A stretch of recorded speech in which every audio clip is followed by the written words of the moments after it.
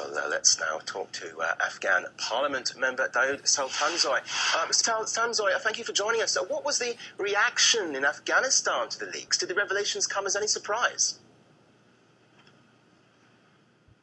Well, I think we have always had zealous leaking and many other cases. So this is a bigger one. I think 91,000 documents is quite a number of documents, and must have spent a lot of ink printing it probably.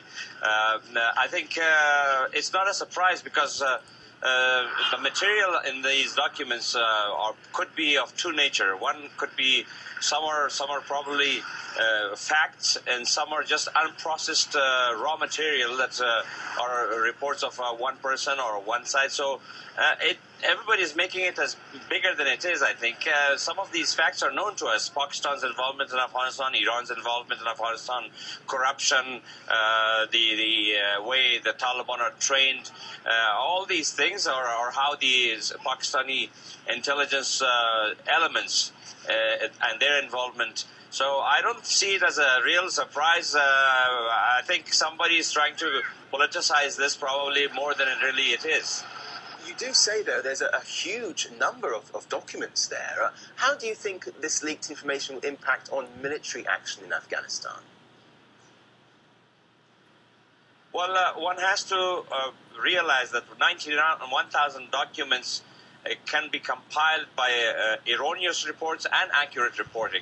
One person's hearsays, another person's statements, another person's assumptions, so they can all become documents, and nobody can jump into conclusion and say they were all the accurate facts or accurate reports, but documents. So one should recognize that.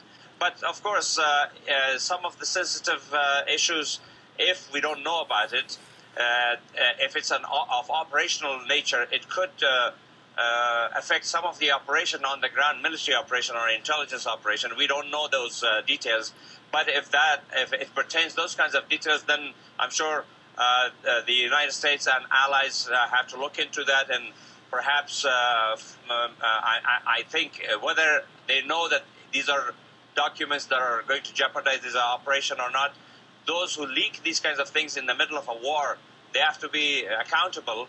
And I think the facts are not new to me. The ones that I've read in the paper, the situation on the ground, the civilian casualties, the way the operation is going, the critiques that have been made, and I would be more interested in those things that are not published, and I would like to know what is it that is jeopardizing this operation, according to some politicians. Okay, well, that's operationally, but how is the revelation that the Taliban may have received help from Pakistan going to affect relations in the region? It must have some effect.